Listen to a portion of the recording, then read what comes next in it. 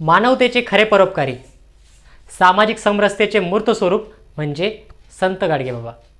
पायात तुटकी चप्पल, डोक्यावर फुटलेले गाडगे तसेच चिंध्यांपासून बनवलेला पोशाख घालून पायी प्रवास करणारे व्यक्तिमत्व म्हणजेच संत गाडगेबाबा। गाडगेबाबा म्हणजे चालते फिरते विद्यापीठ होते। संत गाडगेबाबा हे वैज्ञानिक दृष्टिकोन असलेले तसेच दीनदलित गोरगरिबांच्या सेवेमध्ये आपले संपूर्ण आयुष्य घालवणारे थोर समाज सुधारक होते। गाडगेबाबा हे दीनदलित व गोरगरीब यांच्यामधील अज्ञान, अस्पृश्यता व अस्वच्छता ही नष्ट करण्यासाठी यावर काम करणारे एक आदर्श व्यक्तिमत्व होते। तीर्थी धोंडा पाणी, देव रोकडा सज्जनी असे सांगत दीनदुबळे, अपंग, अनाथ यांची सेवा करणारे थोर संत म्हणजे संत गाडगे महाराज। 20व्या शतकातील ज्या समाजसुधार आंदोलनामध्ये ज्या महापुरुषांचा सहभाग होता त्यातीलच संत गाडगेबाबा यांचा देखील उल्लेख केला जातो। मित्रांनो, गाडगेबाबांबद्दल अधिक जाणून घेण्यासाठी हा व्हिडिओ शेवटपर्यंत पहा। तसेच आपल्या चॅनलला लाईक करा, सबस्क्राईब करा आणि जास्तीत जास्त शेअर करा। चला तर मग सुरू करूया।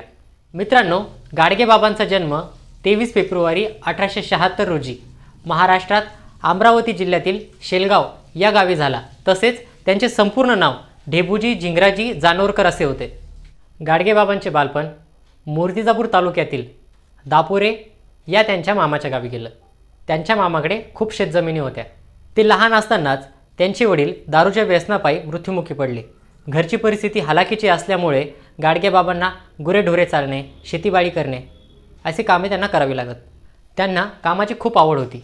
तसेच स्वच्छता हा त्यांचा विशेष गुण होता। गाडगेबाबांचे लग्न लहानपणीच झालेले होते।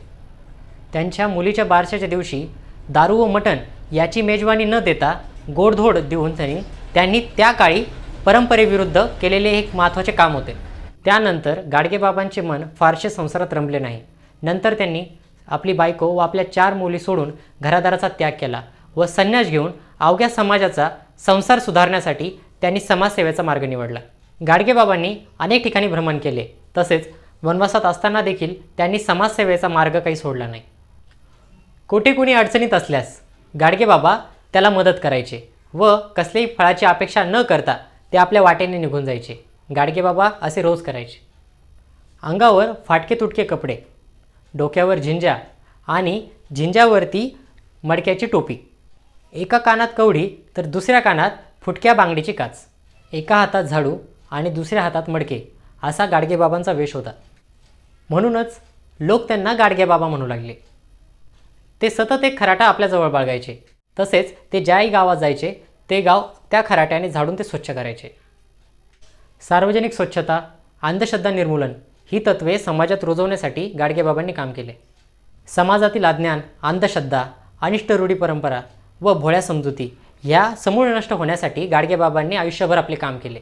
त्यांनी त्यांचे विचार लोकांपर्यंत पोहोचवण्यासाठी कीर्तनाचा मार्ग निवडला। ते आपल्या कीर्तनातून लोकांना विविध प्रश्न विचारून त्यांच्या अज्ञान व त्यांच्या दुर्गुण दोषांची जाणीव करून देत होते। त्यांचे सांगणे अगदी साधे आणि सोपे होते।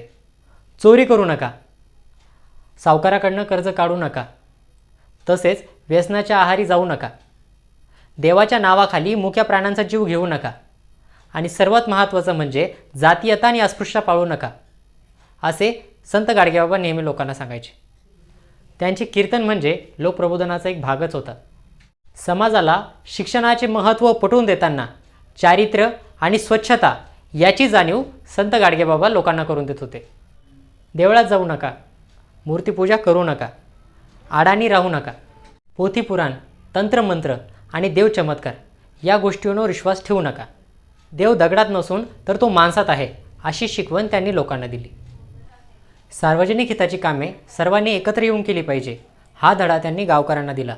गाडगेबाबा हे नेमका ईश्वर कशात आहे या गोष्टीची जाण असलेले आणि गोरगरीब, दीनदलित यांचा विकास होण्यासाठी, अज्ञान, अंधश्रद्धा व अस्वच्छता या दूर करण्यासाठी नेहमी तळमळीने काम करणारे एक संत होते। लोकांमधील अंधश्रद्धा आणि गरिबी हे दूर करण्यासाठी शिक्षण हे एक शस्त्र आहे हे संत गाडगेबाबांना माहिती होते। त्यासाठी कमी किमतीचे कपडे घाला, घरातील भांडे विका, छोट्या घरात राहा, पण मुलांना शिक्षणापासून वंचित ठेवू नका असे संत गाडगेबाबा नेहमी लोकांना सांगत असे। ते संत तुकाराम महाराजांना आपले गुरु मानत होते. तसेच संत तुकाराम महाराजांच्या अभंगांचा ते आपल्या कीर्तनात वारंवार वापर करायचे. तसेच मी कोणाचा गुरु नाही व कोणीही माझा शिष्य नाही असे ते नेहमी लोकांना सांगत असत. गोपाला गोपाला देवकीनंदन गोपाला हे त्यांचे आवडते भजन होते. आपले विचार हे लोकांना सोप्या पद्धतीने समजण्यासाठी ते आपल्या ग्रामीण भाषेचा वापर करत होते.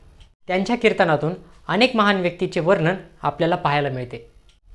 भुकेलेल्यांना अन्न, तहानलेल्यांना पाणी, उघड्या नागड्यांना कपडे, गरीब मुला मुलींना शिक्षणासाठी मदत, बेघरांना आसरा, बेरोजगारांना रोजगार, अंध, अपंग आणि रोगींना औषधोपचार, पशुपक्षी व मुक्या प्राण्यांना अभय, गरीब तरुण तरुणींचे लग्न, दुःखी व निराशांना हिंमत, गोरगरिबांना शिक्षण.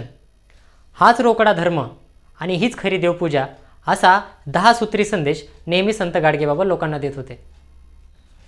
त्यांनी केलेल्या कीर्तनांमधून जी देणगी मिळत होती त्या देणगीमधून त्यांनी महाराष्ट्रात वेगवेगळ्या ठिकाणी शाळा, धर्मशाळा, अनाथालय बांधले. गोरगरीब जनतेसाठी त्यांनी छोटी मोठे दवाखाने तसेच नदीकाठी घाट बांधले व कुष्ठरोग्यांची सेवा देखील केली. गाडगेबाबाच्या या लोकसेवेच्या प्रवासात त्यांना अनेक महान व्यक्ती भेटले. त्यात संत गाडगेबाबा व तुकडोजी महाराज यांचे नाते जिव्हाळ्याचे होते. महात्मा गांधी देखील गाडगेबाबाच्या कार्याने उत्साहित होते. ते दोघेही करुणेच्या एक सूत्रामध्ये बांधले गेलेले होते हे आपल्याला त्यांच्या कार्यावरून दिसून येते. गाडगेबाबा आपल्या कीर्तनात नेहमी महात्मा गांधीजींचा उल्लेख करताना आपल्याला दिसतात. कर्मवीर भाऊराव पाटील यांनी गाडगे महाराजांच्या नावावरून श्री सद्गुरू गाडगे महाराज हायस्कूल या नावाने शाळा सुरू केली. गाडगेबाबा व डॉक्टर बाबासाहेब आंबेडकर हे दोघेही एकमेकांच्या कामावरून प्रेरित होते. गाडगेबाबांना बाबासाहेब आंबेडकरांबद्दल अभिमान होता, तर त्याचबरोबर डॉक्टर बाबासाहेब आंबेडकर देखील संत गाडगे महाराजांना आपला आदर्श मानत होते. त्यांच्या या धकाधकीच्या लोकसेवेच्या प्रवासातच अमरावती जवळील वलगाव या ठिकाणी 20 डिसेंबर 1956 रोजी निधन झाले. त्यांच्या या कार्याला पाहून अमरावती विद्यापीठाने संत गाडगेबाबा अमरावती विद्यापीठ असे नाव देण्यात आले. मित्रांनो, संत गाडगेबाबा हे स्वच्छतेचे प्रसारक होते. त्यांचा आदर्श समोर ठेवून आपलं प्रशासन ग्राम स्वच्छता अभियानसारखे वेगवेगळे प्रोजेक्ट आपल्या गावोगावी राबवत असतं.